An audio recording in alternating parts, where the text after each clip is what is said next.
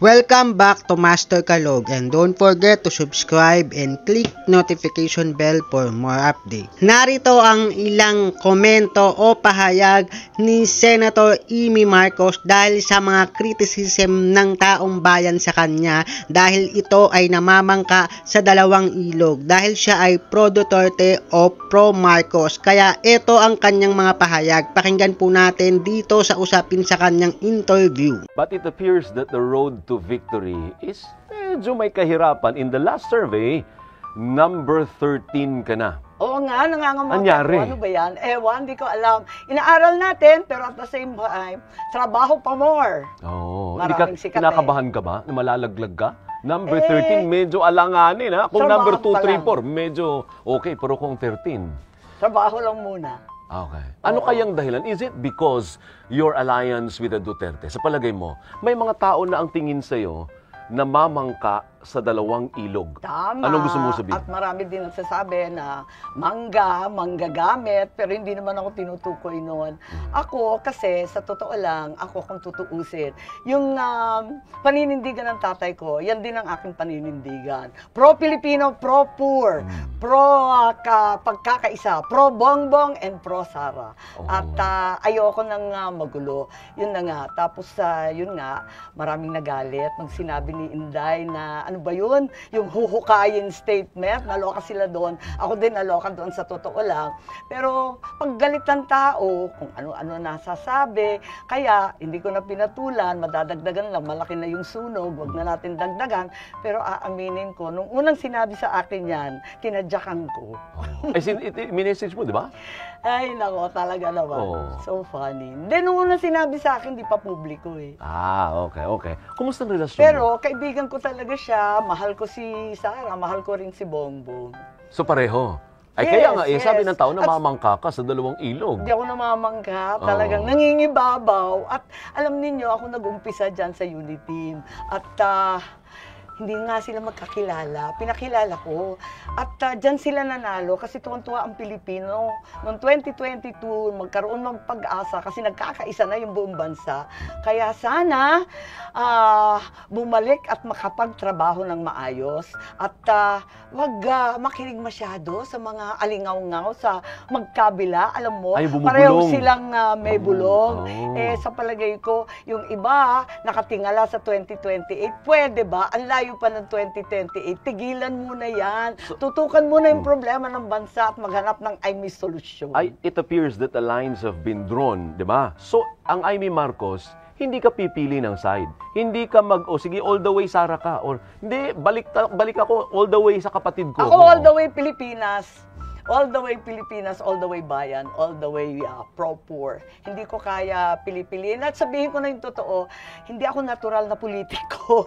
Hirap na hirap ako sa bangayan ng bangayan. Matapang ako sa matapang. Pero makipag-away, bakit? Mahal ko sila. Ayaw mo ng conflict, Senator? Well, it takes up time. It's a waste of time and energy and there's so much work to do. Napakadaming trabaho, ang daming suliranin. Sa problema palang bigas talagang masakit na sa ulo. Sa gasolina pa lang, paano isosolve yan? How is your relationship with your brother? Well, nag-uusap ba kayo? Nag-uusap naman, pero syempre, nasasaktan ako pag sinasabi lagi, ba't mo inaaway ang kapatid mo? Sinasabi ko nga, hindi ko inaaway ang kapatid ko. Ang ginagawa ko, nagpapaalala lang, kasi abala ako sa mga iba na linalagay siya sa panganib. Mamaya, mapahamak siya. Kung tutuusin, ako talaga ang malaki ang taya dyan sa administrasyon. Gusto ko magtagumpay. Pagkat, sa hunot dulo, ako ay Marcos Yung iba dyan, hindi naman kayo Marcos, hindi ninyo dinanas yung dinanas namin. Sino pinariringgan mo? At marami. baka overtime tayo. Hindi, biro lang. Pero ibig ko sabihin, for example, nung nakaraang taon, nakita natin, napapaltan yung konstitusyon sa pamamagitan ng suhol. Pinapirma ng suhol. Abay, tinigil rin niya. Nung sinabi ko, nako, hindi maganda yan, tinigil din niya. Tapos ikalawa, yung impeachment. Nagsalita ako, sabi ko, wag na natin gawin yan, abala yan, magulo. Senado. Sana respetuhin ng iba. Sinabi na rin niya na wag tumulong dyan. Tapos, ngayon, eto yung budget. Nag-privilege speech ako sa Senado, nagulat ang iba, sabi, ba't mo inaaway? Sabi ko, hindi ko inaaway, wala siyang kasalanan dyan. Winawarningan ko, babala, na itong budget na to ay tapakabulok, walang kwenta, linulustay ang pera at talagang kontra sa mga dakilang Ilocano. Mukhang tinutumbok mo ay si Speaker. Kung minsan, nung nagkaroon ng problema doon sa konstitusyon, talagang pinagtatanggol ko naman yun. Talagang pinagtatanggol natin ang batas, ang konstitusyon. Eto nga, yung magkabilang panig, kahit na iipit ako, nasasaktan ako, sige na lang. Ganyan talaga. But how would you describe, yung tanong ko kanina nabitin, ano ang description mo sa relasyon mo sa presidente? Are you in speaking terms? Oo naman, papano... ang kapatid ko at ako, kailanman di naman kami nag-aaway. At alam ko, minsan nagtatampo yan. Kasi aminin ko, masakit akong magsalita, dire-diretso. Hindi ko nga alam paano, masyado kong prangka. At yun, pero bilang manang, responsibilidad ko na sabihan siya, na warningan siya, na baka ito ang magpapahamak sa'yo. Ayun. So may basehan ang pag-question sa budget? Oo naman. Sige, anong Hindi basehan? nga ako pumirma Pero yung sinasabi ni Pangulo Duterte at ni Pangulo Bongbong, magkaiba. Dalawang magkaibang dokumento kasi yung sinasabing blankety blank, yung maraming blanco, totoo yun. Kaya hindi ako pumirma ng BICAM. Kasi wala naman nakakatakot. The amount of, open parenthesis, blanco, close parenthesis, ilang pahina yun. So hindi obra sa'yo na aayusin? Sabi ni Kimbo, aayusin ng mga technical experts daw. Aray ko! So hindi obra sa'yo yun? Hindi pwede yan. Alam niyo, yung pinakamalaki, pinakadakilang kapangyarihan ng budget at ay nasa Kongreso at Senado. Hawak yan ng hindi ng Pangulo. It's the power of the purse that belongs entirely to the legislature. Kung mga technical at kung sino-sino ang magpipilin the blank, nakaka-nervous yata yun. Huwag tayong papayag. At saka hindi naman technical. Isipin nyo, ilang trilyon yon?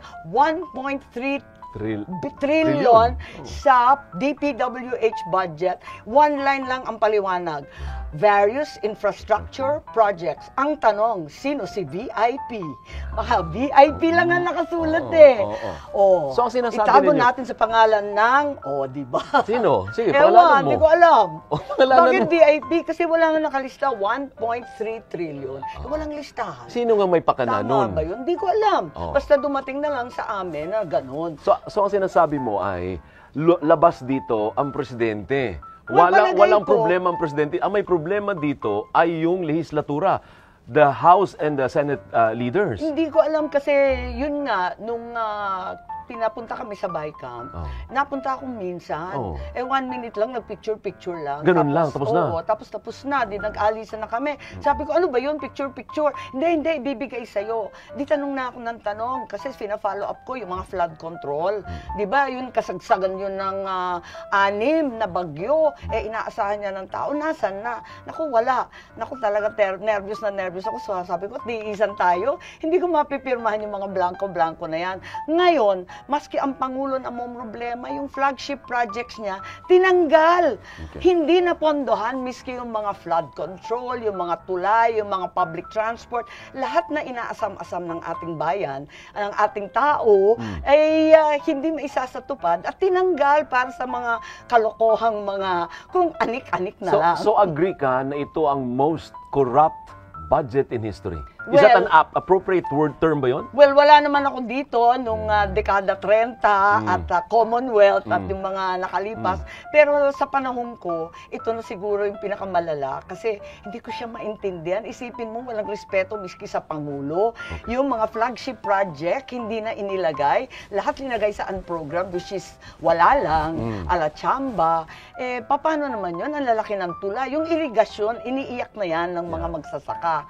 At ang luma-luma na. Dekada 70 yun sa panahon pa ng tatay ko. Kaugnay sa usaping ito, ano ang masasabi mo sa mga komento ni Senator Amy Marcos at sa kanyang pagpapahayag na lantaran na mahal ko ang kapatid ko, syempre mahal ko din naman si Sara. So ano ang masasabi mo dito sa kanyang pinaka-pinupunto? So don't forget to subscribe, like, and share. Thank you for watching.